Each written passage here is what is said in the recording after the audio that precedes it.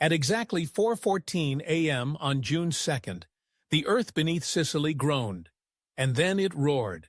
Tourists sleeping soundly in mountain lodges were jolted awake by a deep, resonant sound, like thunder born from the core of the earth.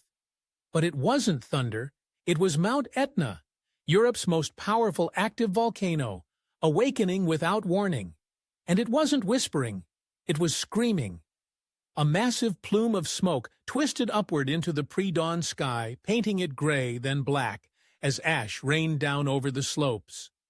A curtain of sulfur and dust blanketed the villages, and bright orange lava glowed against the darkness like a fire-lit beast emerging from hibernation. What began as a tremor became a display of ancient fury, a reminder that beneath our feet the earth is very much alive. Within minutes, the Italian National Institute of Geophysics and Volcanology issued an urgent bulletin. The aviation alert was raised to red. Planes were rerouted. The skies above Sicily, once calm and blue, became a battlefield of volcanic debris, lightning, and smoke, stretching 21,000 feet high into the heavens. Tourists ran, shielding their faces from hot ash. Children cried. Locals fell silent, and in that silence, something deeper stirred.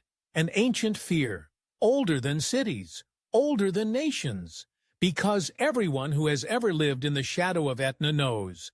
When this mountain speaks, it's not just geology, it's memory, it's myth, it's something divine, something we can never truly control. This was no ordinary eruption, and as you'll soon see, the events that unfolded on that early June morning were only the beginning of a much larger, more mysterious story, one that intertwines science, ancient lore, and the raw, unpredictable power of our planet. So stay with us, because what Mount Etna just unleashed may hold warnings not just for Sicily, but for us all. Mount Etna isn't just a mountain, it's a sentinel. For over 500,000 years, it has loomed above the island of Sicily, watching empires rise and fall, cities crumble, and civilizations vanish. It's not only Europe's tallest active volcano, it's also its most unpredictable. To live near Etna is to live in a relationship with uncertainty. The people of Sicily speak of it with respect, sometimes fear, but also familiarity. Like a temperamental relative you've learned to love. It's part of the land, part of the culture, part of the stories passed from grandparents to grandchildren. But for the past few months, Etna had been quiet. Perhaps too quiet. The usual wisps of smoke rising from its crater had thinned. Seismographs showed subtle murmurs, nothing unusual. It seemed peaceful, and in a world so often chaotic, people dared to relax. But beneath the surface, pressure was building. Etna is classified as a Strombolian-type volcano, known for explosive eruptions that hurl incandescent lava and ash into the sky. It holds chambers of molten rock stretching deep into the Earth's mantle.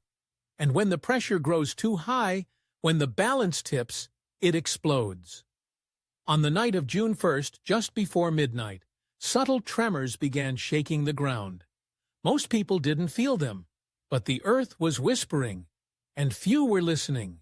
At 10:00 p.m. UTC on June 1st, seismic monitors near Mount Etna detected a disturbing pattern. Tremors at a depth of nearly 3 kilometers. These weren't aftershocks, they were precursors, a kind of geological heartbeat, pulsing faster and louder with each passing hour. By 1:00 a.m. on June 2nd, the pattern shifted. The tremors grew in strength and frequency. Geophysicists knew what was coming, but there was no way to know how powerful it would be. At 4:14 a.m., it began. With a deafening roar, the southeastern crater exploded, hurling ash and lava hundreds of feet into the air. Massive plumes of black smoke twisted upward like angry spirits. The sky turned orange and gray. The ground shook with such force that glass shattered in windows miles away. The Italian National Institute of Geophysics and Volcanology quickly issued a bulletin confirming intensely escalating strombolian activity. This wasn't just a minor flare-up. This was an eruption on a scale not seen in years, and it was still gathering strength. By 11:03 a.m. local time, the eruption was declared almost continuous. Ash fallout began covering the Piano Vittore region, coating cars, trees, and rooftops in a fine gray powder. The air smelled of sulfur and heat, but the real alarm came from above. Satellite imagery showed a colossal ash plume rising to 21,000 feet, high enough to disrupt international air traffic. The Toulouse Volcanic Ash Advisory Center issued a stark warning. Aviation safety was at risk. The aviation color code was elevated to red, the highest possible alert. Planes were rerouted. Flights were canceled. For hours, the Sicilian skies became no-fly zones. Not because of conflict, but because the Earth was speaking. Social media lit up with dramatic footage. Thick black clouds rolling over the hills, lava spurting like geysers, tourists covering their mouths and running as the ground trembled beneath them. Some screamed, some simply stared, frozen by awe. And yet, through it all, Etna didn't care. It moved with the rhythm of something ancient and unstoppable. The video clips don't do it justice. You can't feel the heat through your screen. You can't smell the burning earth. But those who were there, those who watched the fire crawl down the mountainside, they'll never forget. Between the cities of Messina and Catania, darkness descended in midday. Ash fell like black snow. The sky, once blue, became a canvas of flame and shadow. Children cried. Elderly residents prayed aloud in churches, even as tremors rattled the pews. Some believed it was divine wrath. Others said it was nature reclaiming her space. But all felt it in their bones. This was not a normal day. Tourists, caught in the spectacle, fled from observation points and hiking trails. The roar of the volcano echoed like a lion's growl across the valley. Volcanic bombs, chunks of solidified lava, rained down like meteorites. It wasn't just a geological event. It was a memory being written into the soul of a people. Long before the eruption, Etna was whispering warnings. The seismic data from June 1st showed a rapid buildup of energy deep within the Earth. These weren't random shakes. They were harmonic tremors, the telltale sign of magma moving upward. Volcanologists recognized the signs, the duration, the depth, the tremor frequencies. They knew something big was coming. But timing an eruption is like predicting a lightning strike. It's possible to know the storm is forming, but not when or where the bolt will fall. When Etna blew, it did so with terrifying clarity. And here's something even more mysterious. The eruption coincided almost perfectly with a full moon, a time historically associated with increased gravitational pull, tidal activity, and even seismic disturbances. Could the lunar alignment have triggered the final surge? Or was it merely a cosmic coincidence? Perhaps Etna responds not just to tectonic shifts, but to rhythms we don't yet fully understand. Lunar cycles, solar storms, magnetic fields, forgotten energies that modern science is only beginning to rediscover. Whatever the cause, the result was undeniable. Etna, the giant of fire, had awakened, and it had no intention of returning to sleep quietly. In the small villages that dot the slopes of Etna, life is simple. People farm, bake, raise children. They speak dialects older than some countries. And when the mountain stirs, they don't check their phones. They listen to the ground. On June 2nd, they didn't need seismogra. Their walls shook. Water rippled in glasses. Dogs barked uncontrollably. And then, in one instant, the world outside turned alien. At Piano Vittore, once a calm trail for hikers, ash began to fall like soot from a burning manuscript. The fields turned gray. Chickens froze. Olive trees stood cloaked in a silent, smoky shroud. People didn't scream. They watched. And when the lava appeared, red, glowing, alive, They didn't run. They prayed. Because when Etna moves, it's not just nature. To them, it's sacred. And that day, the sacred had become terrifying. Not many knew that the eruption's timing aligned with something ancient. A full moon. And not just any moon, but one known in local legend as the Moon of Reckoning. In Sicilian folklore, certain moons are believed to pull the secrets from the earth. And this moon, rising over the Ionian Sea on June 1st, bathed Etna in a cold silver glow. Some elders claim they saw strange lights in the sky, auroras, or perhaps electrical discharges.